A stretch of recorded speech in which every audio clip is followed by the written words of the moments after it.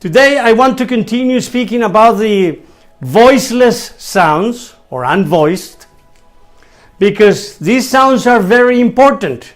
Now, how do we produce sounds? The air comes out of the lungs and they go through the cavity, the mouth cavity or the nose cavity, depending on the sound, and the articulators. So voiceless sounds, I said before, have no vibration of the vocal cords. And these sounds today are voiceless. She, the sound S. She's going to be the subject of this tongue twister. Third person of the verb to sell.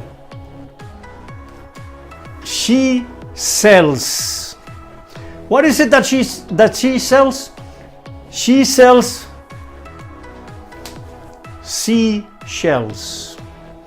Where? By the seashore. She sells seashells by the seashore. That's the introduction, the first line. Here comes the second line.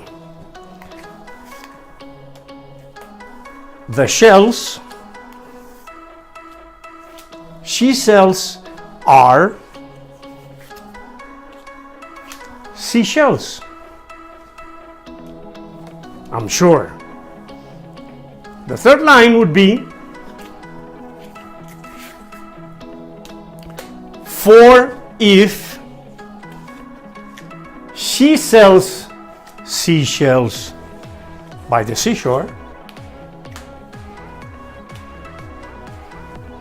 and this is the conclusion, then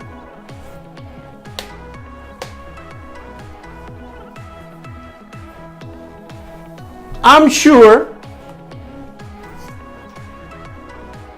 she sells seashore shells. So as I said, these sounds are voiceless or unvoiced because the air comes and the articulators play no role on the sound. Like when you say she sells seashells by the seashore. The shells she sells are seashells, I'm sure. For if she sells seashells by the seashore, then I'm sure she sells seashore shells.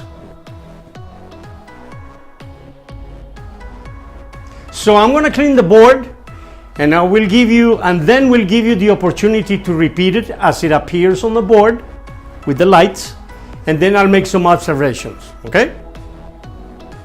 Ready?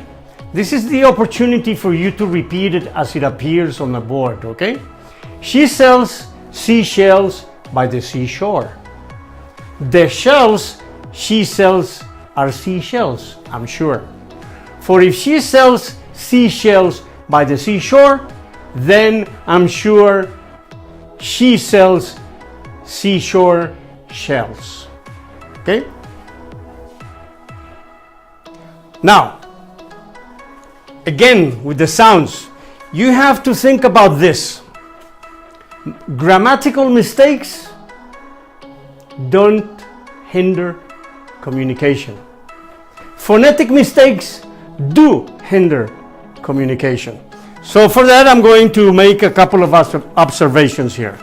See, for example, some ethnic groups, such as Hispanics, have the tendency to add a sound, an extra sound before the S. They would say verbs like this. Wrong. You have to pronounce it all together. To study. Take a look at this word here. To state. If you add an E before the word state, then it would be something different. See? That would be a state, like a real state, a property with an E. See? No E. To state. And then we have another one. to stop. Yeah?